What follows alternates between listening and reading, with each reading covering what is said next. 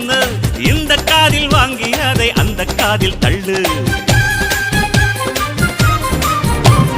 மேகம் மீதந்தாலும் காகம் பறந்தாலும் ஆகாயம்தான் அழுக்காக ஆகாதுன்னு சொல்லு. பூ பந்தை யாரும் நீரில் பத்தித்தான் வச்சாலும் வந்து வரும் தண்ணி மேலதான்.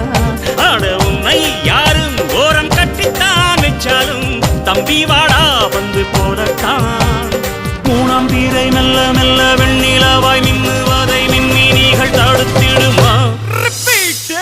சக்தி எல்லாம் ஒன்று சேர்ந்தாரே சொர்க்கம்